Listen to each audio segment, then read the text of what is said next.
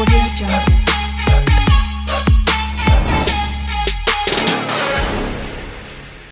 तो हेलो दोस्तों, स्वागत है आपका एक बार फिर से अपने YouTube channel Shubham Sharma classes पे। तो जैसा कि आपको हमने पिछली जो वीडियो में बताया था, आपको प्रीवियस क्लास में अपना चैप्टर क्रॉप प्रोडक्शन एंड इसके मैनेजमेंट के बारे में आपको हमने टॉपिक्स के बारे में आपको बताया था। तो उसी में हमारा जो आगे जो टॉपिक है वो है एडिंग मैन्योर एंड फर्टिलाइजर्स, यानी कि मिट्टी के अंदर हमें ऐड करना है मैन्योर यानी खाद होता है और फर्टिलाइजर्स यानी उर्वरक, उन दोनों को मिक्स करना है मिट्टी के अंदर। किस चीज के लिए? मिट्टी को रिप्लेस में उसका नरिशमेंट करने के लिए, रिप्लेनिश करने के लिए, उसकी उर्वरता क्षमता बढ़ाने के लिए। तो ठीक है, सबसे पहले हम बात करेंगे मैन्योर्स की। ठीक है, अब मैन्योर्स क्या होता है? Manures and fertilisers are the substance, ये दोनों वे सब्सटेंस होते हैं that are added to the soil, जो मिट्टी के अंदर ऐड किए जाते हैं। किसके लिए? टू इंक्रीज देयर फर्टिलिटी, उनकी उर्वरता को बढ़ाने के लिए। ठीक है, फर्टिलिटी क्या होती है? उनकी उर्वरता। उर्वरता किसे बोलते हैं? उपजाऊ क्षमता, यानी कि फसल को बढ़िया तरीके से ग्रोथ कराने की जो उपजाऊ क्षमता होती है उसे ही हम फर्टिलिटी बोलते हैं उसके। ठीक है, उसके बाद देखिए, while manures are made by decomposers of organic substance, ये इनका थोड़ा सा डिफरेंस है, छोटा डिफरेंस है। ठीक है, इनका जो पूरा डिफरेंस का टॉपिक है वो नीचे है हमारे पास, ये रहा difference between fertilisers and manures. लेकिन ये कुछ एक इनके पॉइंट है। देखिए, मैन्योर्स क्या होते हैं? Made by decomposers of organic substances, जो कार्बनिक जो सब्सटेंस होते हैं, ठीक है, उनके अपघटन से इनको तैयार किया जाता है। किनको? मैन्योर्स को। बात आती है फर्टिलाइजर्स की, तो ये क्या होते हैं? Fertiliser is made of inorganic chemicals, जो अकार्बनिक जो केमिकल्स होते हैं, रसायन होते हैं, उनके द्वारा किसको बनाया जाता है? फर्टिलाइजर को।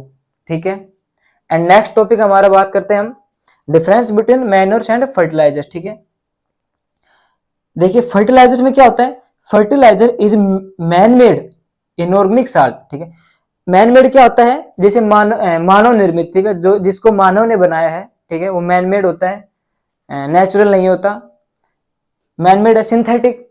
ठीक है, तो इनऑर्गेनिक साल्ट होता है, अकार्बनिक जो साल्ट है कौन होता है? फर्टिलाइजर्स होता है। ओके, मैन्योर में क्या होता है? पहला पॉइंट देखिए मैन्योर का, manure is a natural substance, यह एक प्राकृतिक सब्सटेंस है that obtained by the decomposition of cattle Dang and plant resist, जो किसके द्वारा प्राप्त किया जाता है? जैसे कैटल से हमारा क्या होता है?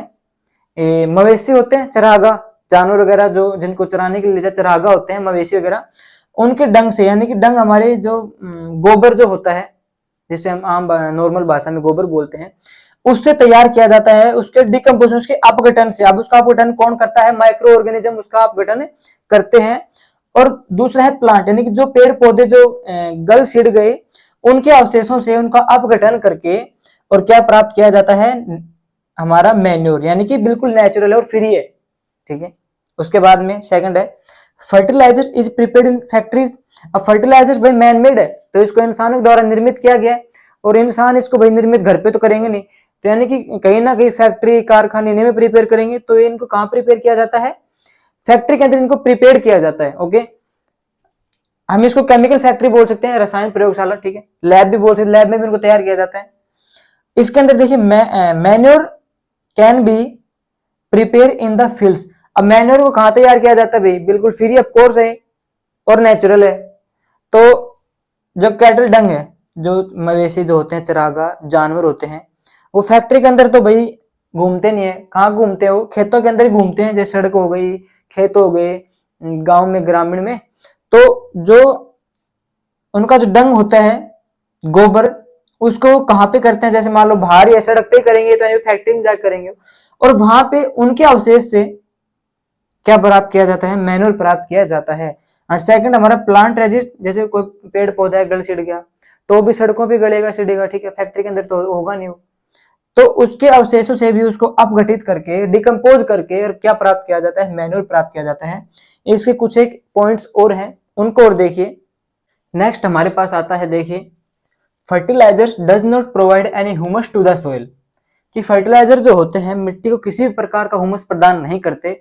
ह्यूमस हम समझ सकते हैं जैसे मॉइस्चर होता है, नमी होती है, तो उनमें से किसी भी प्रकार की नमी वगैरह भूमि को प्रदान नहीं करते। कौन नहीं करते? फर्टिलाइजर नहीं करते। ठीक है, लेकिन दूसरी तरफ इसका अपोजिट है कि मैन्योर जो होता है प्रोवाइड करता है लॉट ऑफ, यानी बहुत सारा ह्यूमस टू द सोइल, यानी कि मिट्टी को बहुत ज्यादा सोइल ह्यूमस प्रदान करता है। कौन करता है? मैन्योर करता है। ठीक है, नेक्स्ट हमारे पास आता है fertilisers are very rich in plant nutrients like nitrogen, phosphorus and potassium. तो जैसे कि हमने पढ़ा था कि फर्टिलाइजर्स नेचुरल नहीं होते, मैनमेड होते हैं। तो अगर मैनमेड है तो जो एक इंसान है वो अपने तरीके से, अपने हिसाब से उसके अंदर कितनी भी मात्रा में न्यूट्रिएंट्स मिला सकता है, कितनी भी मात्रा में मिला सकता है, उसकी मर्जी है, क्योंकि ये मैनमेड है। ठीक है, तो ये बहुत ही ज्यादा रिच होते हैं पेड़ पौधों को न्यूट्रिएंट्स प्रदान करने के लिए, यानी कि फर्टिलाइजर्स बहुत ज्यादा इनके अंदर पोषण होता है। और वो पोषण किसको प्रदान करते हैं? प्लांट्स को, ताकि प्लांट जल्दी ग्रो हो सके और अच्छी किस्म के आप बोल सकते हो अच्छे प्रकार के जो पेड़ पौधे हैं वो ग्रो कर सके। यानी कि कृषि है जो बहुत ही अच्छी उसकी पैदावार होती है, किसकी वजह से? फर्टिलाइजर की वजह से, क्योंकि ये मैनमेड होते हैं और इनके अंदर जो नाइट्रोजन, फॉस्फोरस एंड पोटेशियम बहुत अधिक मात्रा में होते हैं। ओके, लेकिन दूसरी तरफ हम बात करते हैं manure is relatively less rich in plants nutrients. पेड़ पौधों को पोषण की मात्रा कम प्रदान करता है कौन? मैन्योर। ठीक है, तो लेकिन फिर भी सबसे बेहतर होता है कि हमें मैन्योर ही मिलाना चाहिए, क्योंकि यह एक नेचुरल सब्सटेंस है। ठीक है, इको फ्रेंडली होता है मैन्योर। ठीक है, प्रदूषण नहीं करता। लेकिन फिर भी लोग किसका यूज करते हैं? फर्टिलाइजर का, क्योंकि फसल को अच्छी पैदावार सभी को करवानी होती है और वो इससे तो होगी नहीं, किससे होगी? फर्टिलाइजर से होगी। तो इसलिए आजकल लोग ज्यादा यूज किसका करते हैं? फर्टिलाइजर्स का यूज करते हैं मैन्योर की बजाय। ठीक है, अब इसके आगे का टॉपिक देखते हैं। तो नेक्स्ट हमारे पास आता है एडवांटेज ऑफ मैन्योर। ठीक है, तो इसमें देखिए the organic manure is considered better than fertilisers, कि जो एक कार्बनिक जो मैन्योर होता है वो कंसिडर करता है बेटर देन फर्टिलाइजर, यानी फर्टिलाइजर से बेहतर अपनी जगह रखता है। ठीक है, उसके बाद में it enhance the water holding capacity of the soil. Manure क्या करता है? मिट्टी के अंदर उसके वाटर होल्डिंग, यानी पानी को अपने अंदर थामने की जो क्षमता होती है उसको बढ़ा देता है, इनहेंस कर देता है। अब मिट्टी के अंदर पानी को अपने अंदर थामने की क्षमता अगर ज्यादा हो गई तो वहां पे फसल क्या होगी? अपनी बढ़िया होगी। तो ये चीज कौन प्रोवाइड करता है? मैन्योर प्रोवाइड करता है। And next talk about it makes the soil porous due to which easy exchange of gases. Porous क्या होता है? जगह बनाना, स्थान बनाना। ठीक है, तो क्या करता है? मिट्टी के अंदर एक स्थान बनाता है, एक जगह बना देता है। क्यों बनाता है? ताकि वहां पे इजी एक्सचेंज ऑफ गैसेज, यानी कि मिट्टी जो है, क्योंकि इंसान को भी सांस लेने के लिए जैसे ब्रीथिंग की जरूरत होती है, एयर की जरूरत होती है, उसी प्रकार से मिट्टी को भी सांस लेने के लिए, एक्सचेंज गैसों का आदान प्रदान करने के लिए एक जगह की जरूरत होती है, एक स्थान की जरूरत होती है, एक स्पेस की जरूरत होती है। और वो कौन बढ़ाता है? मैन्योर बनाता है। किसके अंदर? मिट्टी के अंदर। ओके, नेक्स्ट हमारे पास आता है it increase the number of friendly microbe. देखिए माइक्रोब दो प्रकार के होते हैं, अच्छे और बुरे। ठीक है, तो अब यहाँ पे एक नाम आ रहा है फ्रेंडली, यानी कि अच्छे, जो दोस्त। तो इंक्रीज करता है नंबर ऑफ फ्रेंडली माइक्रोब, यानी कि मिट्टी में जो दो प्रकार के कीड़े होते हैं, बोल सकते हो आप। एक वो कीड़े जो फसल को खराब करते हैं, रुइन, बर्बाद कर देते हैं। रुइन यानी क्या होता है? बर्बाद करना। और एक होते हैं जो मिट्टी की पैदावार को और भी बढ़िया बढ़ाते हैं और फसल वहां पे बढ़िया ग्रोथ करती है, तो होते हैं फ्रेंडली माइक्रोब्स। और उनकी नंबर्स को कौन बढ़ा रहा है? मैन्योर्स बढ़ाता है। ओके, नेचुरल होता है इसलिए बढ़ाता है, इकोनॉमिकली होता है।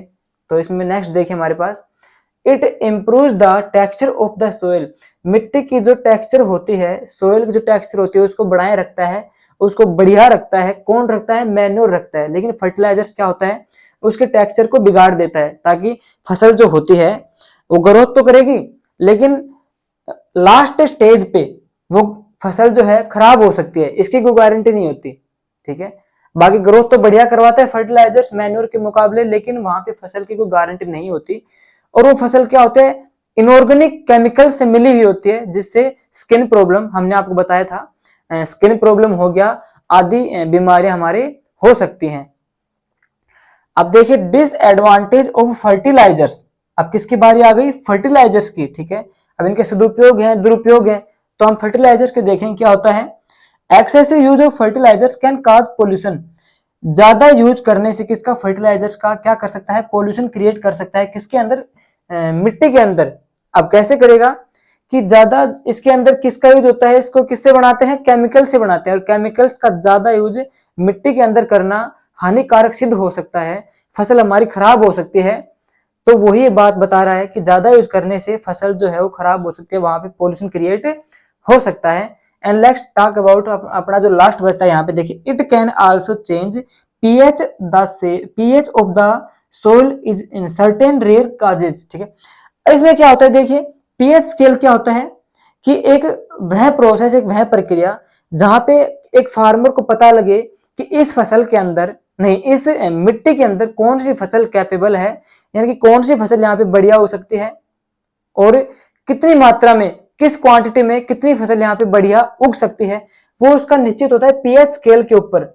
लेकिन क्या करता है, पीएच स्केल को चेंज कर देता है। कौन चेंज कर देता है, उसमें गड़बड़ पैदा कर देता है, कौन, फर्टिलाइजर्स उसके अंदर पीएच स्केल के अंदर गड़बड़ पैदा कर देते हैं, जिससे हमें ये पता नहीं रहता कि जो फसल है, जो वहां पे ग्रोथ हो रही है, वो कौन से स्टेज पर आकर खराब हो जाए, रुइन हो जाए, हमें इसका नहीं पता। तो पीएच स्केल वहां पे अपना जो वे है उससे हट जाता है, और उससे हमारा क्या होता है, फसल का नुकसान हो जाता है, और मेन उसका जो रीजन हो क्या होता है, फर्टिलाइजर से होता है। एंड लास्ट हमारा आता है क्रॉप रोटेशन, तो उसको हम देखते हैं चलिए। तो इसके अंदर देखिए, क्रॉप रोटेशन के अंदर different crops are grown alternatively to replenish with different nutrients. ठीक है, इसमें क्या होता है कि जैसे मान लो हमारे कोई फील्ड है, हमने उसमें सीजन के हिसाब से फसल को उगा रखा है, और जैसे हमारा टाइम आएगा कल्टीवेशन का, ठीक है, मतलब हार्वेस्टिंग जो होता है, कटाई जो होती है फसल की, तो हम उस फसल को वहां से काट कर और सीजन के हिसाब से दूसरी फसल को वहां पे उगा देंगे। तो हमने क्या किया, सीजन के हिसाब से वहां पे उसी सोयल के अंदर दूसरी जो क्रॉप्स है उसको हमने वहां पे ग्रो कर दिया, हमने वहां पे उसको सोन कर दिया। तो हमने क्या किया कि एक ही जगह पर हमने दूसरी फसल को वहां पे उगा दिया। तो हमने क्या किया, वहां पे alternatively to replenish with different nutrients. अब जो पहले हमने जो वहां पे फसल उगाई थी, तो उस फसल को उगने के लिए भी न्यूट्रिएंट्स चाहिए होंगे। अब वो न्यूट्रिएंट्स हमने कहां से लिए थे, उस मिट्टी से लिए थे। अब नेक्स्ट जो हमने वहां पे फसल उगाई है, तो वही न्यूट्रिएंट्स जो पहले वाली फसल को मिले थे, वही न्यूट्रिएंट्स किसको मिलेंगे, जो हमने दूसरे टाइम में जो फसल उगाई उसको मिलेंगे। तो यानी कि हमारा जो क्रॉप रोटेशन तो चलता रहता है, एक ही जगह पर हमारे जो सीजन के हिसाब से अनेक फसलों को उगाना, यही हमारा क्या कहलाता है, क्रॉप रोटेशन कहलाता है। ठीक है, तो अब इसके जो लास्ट के जो टॉपिक्स बच गए वो हम नेक्स्ट वीडियो में क्लियर करेंगे। और यहां तक आपको जो चीज समझ में नहीं आई, तो प्लीज आप कमेंट सेक्शन में बताया करो कि हमें ये चीज समझ में नहीं आई, तो हम उसको नेक्स्ट वीडियो में आपको फिर से बारीकी से समझाएंगे, आपके लिए प्रिपेयर करके लाएंगे। और आप सभी को अगर इस वीडियो में जो हमारा लेसन है उसके टॉपिक्स अगर समझ में आए हैं, तो प्लीज अभी के अभी हमारे चैनल को सब्सक्राइब कर लीजिए। ठीक है, और जो भी आपके मन में शिकायतें हैं उनको कमेंट बॉक्स में लिख दीजिए, हम उसको वापस आपके लिए सोल्व आउट करेंगे। Thank you.